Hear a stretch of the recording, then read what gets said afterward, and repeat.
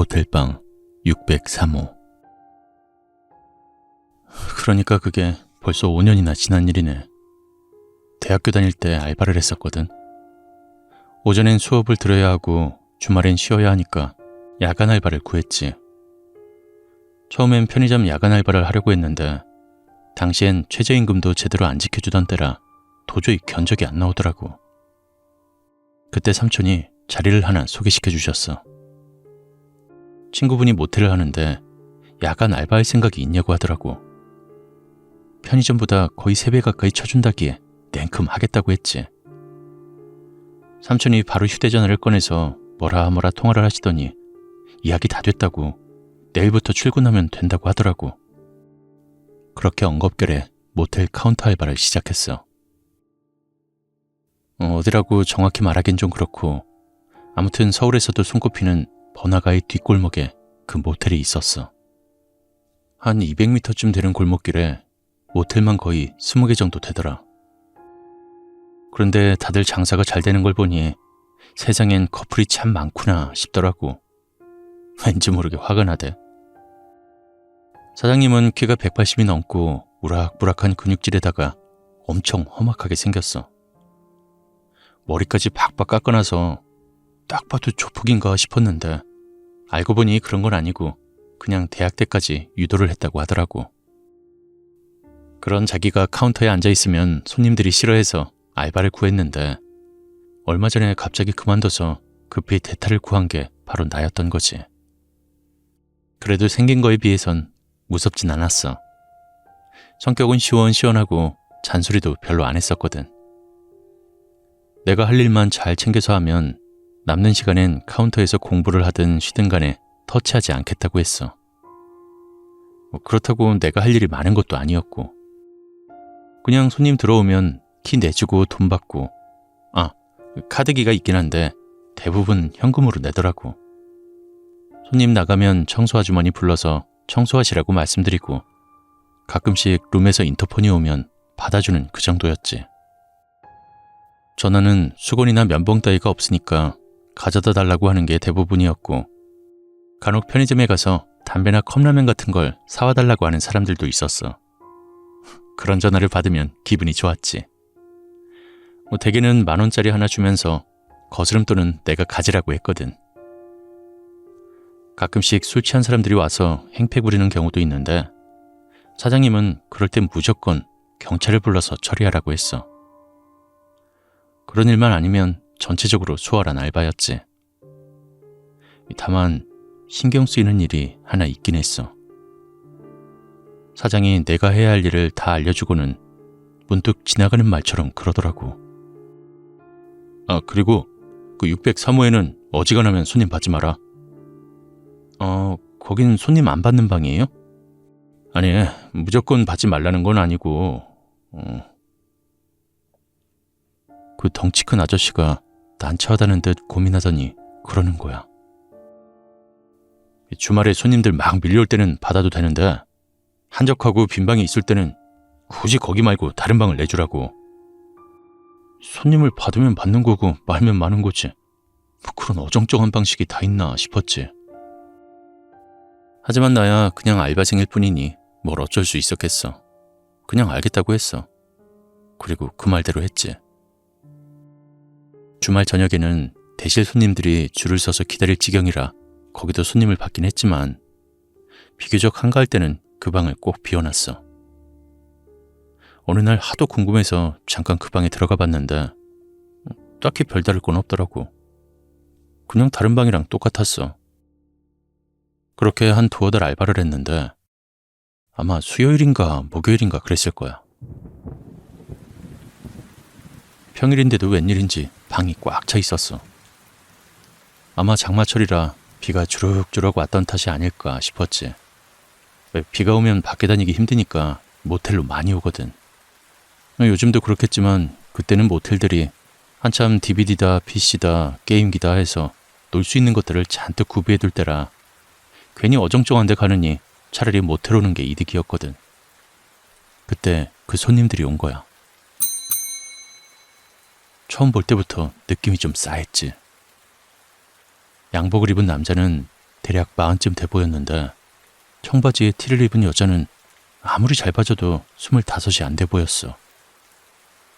물론 모텔 카운터에 앉아있으면 그런 사람들이 드물진 않아.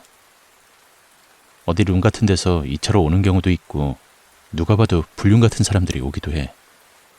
보통은 한쪽이나 아니면 양쪽 모두 술에 취해서 비틀거리는 경우가 많았고 괜히 내 눈빛을 피하면서 고개를 돌리는 사람들도 많지. 하지만 그 사람들처럼 어두운 표정으로 들어오는 경우는 없었어.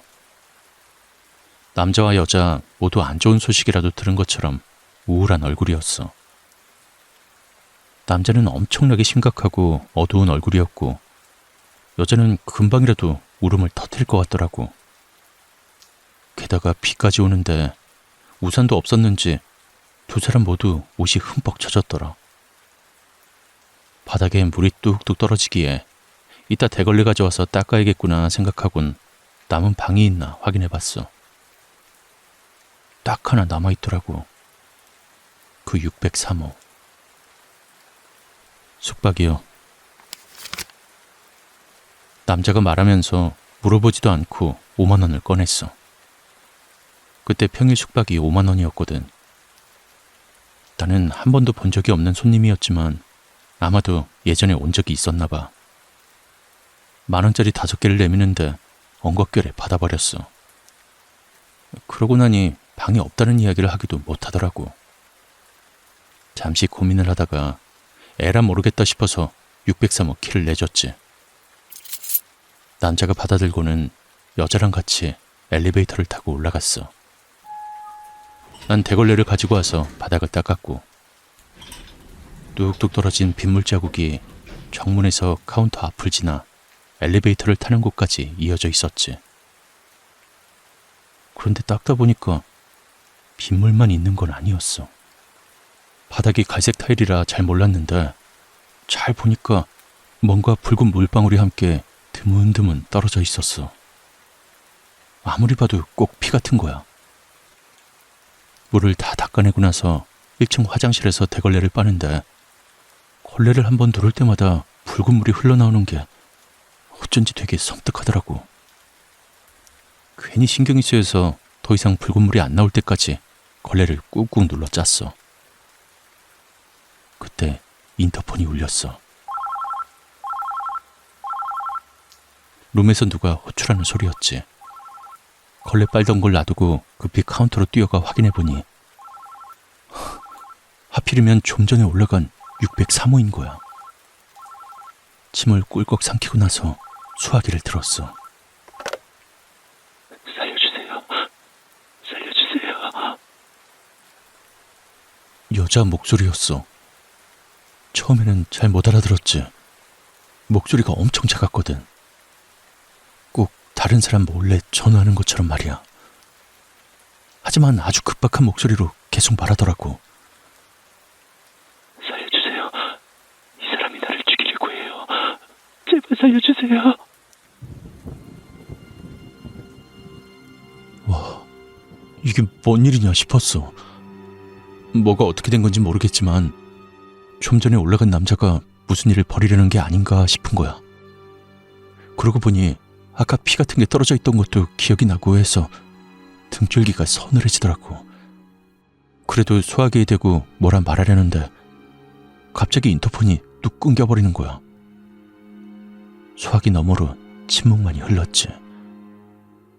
한 몇 초쯤 가만히 굳어있다가 정신을 차렸어. 이러다 큰일 나겠구나 싶어 일단 112에 전화부터 했어. 웬 여자가 급히 살려달라고 말을 했다고 하니 5분 안에 도착한다는 거야. 말이 5분이지. 그 여자는 금방이라도 숨이 넘어갈 것 같은 상황인데 말이야. 전화를 끊고 이걸 어떡하나 다시 한참을 고민하다가 겨우 결심했어. 내가 가보기로. 나는 우선 화장실에 가서 대걸레 자루를 집어들었어. 지금 생각하면 황당한 이야기인데 그때는 무슨 무기든 뭐든 있어야겠다고 생각했는데 마땅한 게 없었거든. 걸레 앞부분을 떼어내고 남은 자루를 몽둥이처럼 두 손으로 움켜쥐고 엘리베이터에 탔지. 그리고 6층으로 올라갔어. 엘리베이터 안에도 역시 물이 떨어져 있었는데 바닥을 잘 살펴봤더니 역시 핏물과 함께 떨어져 있었어. 이윽고 엘리베이터가 멈추고 내렸는데 복도는 고요했고 아무 소리도 들리지 않았어. 약한 조명만이 흐릿한 불빛을 비추고 있었지.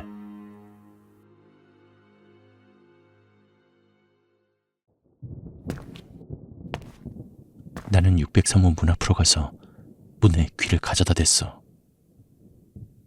문이 그렇게 두껍지 않았던지라 방 안의 소리를 들을 수 있었지.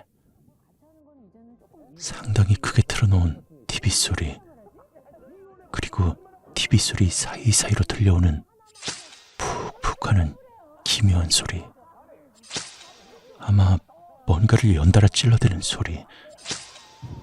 제기를 그때 생각하면 그때 나는 살짝 정신이 나갔던 것 같아. 지금이었다면 아마 뒤도 안 돌아보고 바로 도망을 갔을 거야. 아니면 1층에서 경찰들이 오기를 기다렸거나. 하지만 5년 전에 나는 좀 더 젊었고 좀 더 무모했지. 나는 입술을 깨물고 오른손으로 대걸레 자루를 꽉 움켜쥐었어. 그리고 왼손을 주머니에 넣어 항상 가지고 다니던 마스터키를 꺼냈어. 떨리는 손으로 키를 집어넣고 조심스럽게 돌렸어.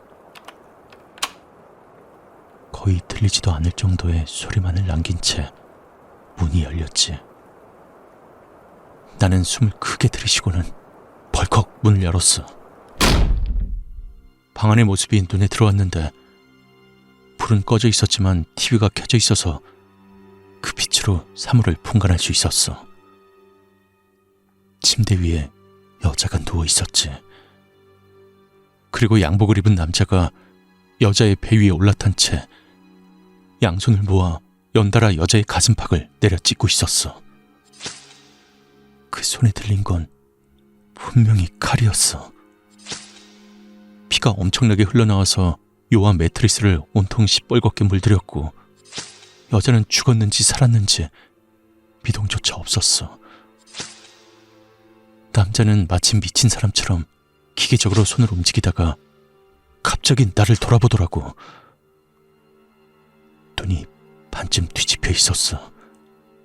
하지만 그 모습을 본 나도 제정신이 아니었나 봐.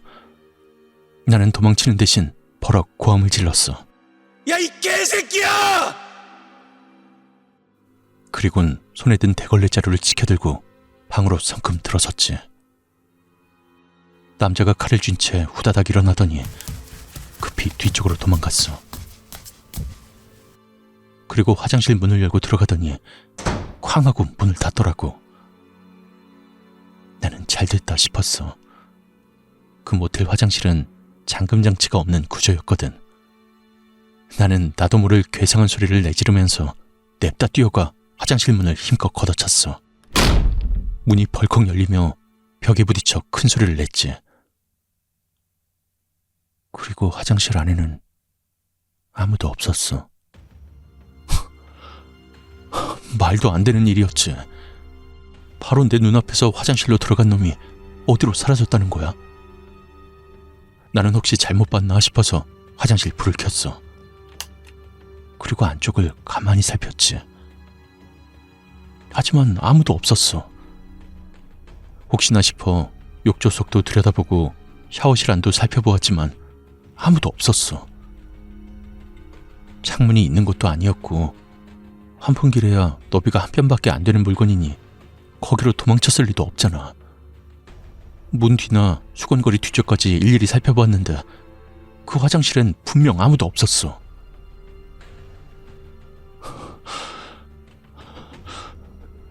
이게 어떻게 된 일이야? 난 망연자실한 상태로 화장실에서 나왔어. 그때야 침대 위에 있었던 여자 생각이 났어. 나는 무의식적으로 화장실 불을 끄면서 침대를 봤지. 아까 말했다시피 침대는 흥건하게 흘러나온 피로 온통 물들어 있었어. 그리고 뿐이었어. 여자도 사라지고 없었어. 나도 모르는 사이에 손에 힘이 빠졌었나 봐. 대걸레 자루가 바닥에 떨어지며 우당탕 소리를 냈어. 하지만 나는 꼼짝도 못하고 굳어 있을 수밖에 없었지. 분명히 내가 봤는데, 내 두 눈으로 똑똑히 봤는데, 남자가 여자를 칼로 내려찍는 모습이 지금도 선명한데, 두 사람 모두 갑자기 어디로 사라졌다는 거야? 내가 미친 건가? 헛것을 본 건가? 하지만 핏자국은, 그 끔찍한 피범벅은 그대로 선명히 남아있었다고. 나는 검지로 피를 찍어봤어. 시뻘건 액체가 손끝에 묻어났어. 틀어놓은 TV에서는 무슨 뉴스인가가 나오는 중이었는데 남자 아나운서가 차분한 목소리로 말하고 있었어. 멍하게 서 있는 내 귀로 그 목소리가 이상할 정도로 또렷하게 들려오더라고. 붉고 노란 낙엽을 즐기기 위해 오늘도 많은 등산객들이 화창한 가을산을 찾았습니다. 가을이라니? 지금은 한여름 장마철인데. 그때 불 꺼진 화장실에서 덜그럭거리는 소리가 났어. 나는 멋에 홀리기라도 한 것처럼 화장실로 몸을 돌렸지. 분명 아까 걷어차 열었던 문이 얌전히 닫혀 있었어. 그 너머에서 뭔가 덜그럭거리는 소리가 다시 들려왔어. 나는 화장실 문으로 다가가서 천천히 손잡이를 돌렸지. 겁이 나서 문을 약간만 열고는 틈 사이로 안을 들여다보았어. 불이 켜져 있었고 양복을 입은 남자가 칼을 든 채 세면대 앞에 서 있었어. 세면대 거울에 비친 남자의 모습이 그대로 눈에 들어왔지. 입고 있는 양복은 온통 시뻘겋게 물들어 원래의 색을 분간하기 어려울 지경이었고 아직도 피가 뚝뚝 흘러내리는 칼을 들고 있는 오른손은 부들부들 떨리고 있었어. 남자는 처참하게 이를 데 없는 표정으로 멍하게 거울을 쳐다보고 있었어. 그러더니 손을 들어 칼을 자신의 목에 가져다 댔는데 문득 남자의 눈동자가 움직이더니 거울에 비친 나와 눈빛이 마주쳤어. 남자가 살짝 웃고는 잠시, 아주 잠시 망설이더니 곧 손을 움직였어. 칼이 목을 지나가며 피가 분수처럼 콸콸 흘러나왔지. 곧 남자의 몸이 버티지 못한 채 그대로 주저앉았어. 여전히 피를 내뿜으면서 나는 더 이상 견디지 못하고 고맙게도 정신을 잃고 말았어. 나를 깨운 건 신고를 받고 출동한 경찰이었어. 카운터에 아무도 없는 걸 보고 바로 603으로 올라왔고 거기서 화장실 앞에서 쓰러진 나를 발견한 거야. 나는 나를 발견한 경찰에게 꼬치꼬치 캐물었고 하나하나 다 확인했어. 남자도 없었고 여자도 없었어. 핏자국도 없었고 칼도 없었지. 매트리스는 티끌 하나 없이 새하얀 상태였어. 그리고 나는 어두컴컴한 방 안에서 홀로 쓰러져 있었지. 옆에는 대걸레 자루만 떨어져 있는 채로. TV는 얌전히 꺼져 있었고 화장실 불도 꺼져 있었어. 그곳엔 그 어떠한 흔적도 없었어. 단 하나만 빼고 내 검지 끝에는 붉은 액체가 말라붙어 있었어. 나는 경찰의 부축을 받아 카운터로 돌아왔어. 경찰은 보약이라도 한 채 지어먹는 게 어떻겠냐는 말을 남긴 채 떠났지. 그날 밤새도록 나는 무릎을 꿇어안은 채로 쪼그리고 앉아있다가 아침이 되자마자 사장님에게 전화를 걸었어. 더 이상은 알바를 못하겠다고 말이야. 사장님은 한참을 침묵하더니 말했어. 너도 603호에서 봤냐? 모텔로 온 사장님이 예전의 일을 알려주었어. 4년 전 가을에 큰 사건이 있었어. 40대 남자가 20대 여자를 찔러 죽이고는 스스로 목을 그어 자살한 거야. 조사 결과 두 사람은 불륜을 저지르는 중이었는데 여자 쪽에서 둘 사이의 관계에 회의를 느끼고 이별을 고한 거야. 남자는 처음엔 울며 불며 매달렸어. 이혼할 테니까 결혼하자고 졸라댔지. 하지만 여자는 거절했어. 그러자 남자는 급기야 여자를 협박하기에까지 이르렀어. 그리고 여자를 협박해 모텔로 들어갔지. 그곳에서 여자를 수십 번이나 찔러 잔인하게 살해한 후 자신도 자살한 거야. 그래, 이 모텔 603호에서. 그 이후로 어떻게 되었냐고. 머리끝까지 화가 치밀어 올라 사장님한텐 마구 쏘아붙이고 사장님은 미안하다며 따로 보너스를 두둑히 챙겨주셨어. 그리고 무슨 무당인가 뭔가 하는 사람을 불러서 굿도 한 것 같아. 나는 그 후로도 모텔 아르바이트를 계속했어. 삼촌의 얼굴을 봐서 그런 것도 있고 또 그렇게 조건이 좋은 아르바이트를 찾는 건 쉬운 일이 아니었거든. 다만 나는 사장님께 조건을 하나 내걸었어. 아무리 손님이 많이 오는 날이라도 603호에는 절대 손님을 받지 않는 걸로. 그 후로는 절대 그 방에 손님을 안 받고 있지. 오늘처럼 손님이 북적이는 주말 밤에도. 그런데 난 지금 고민 중이야. 어떡하지? 지금 인터폰이 걸려오고 있어. 아무도 없을 603호에서.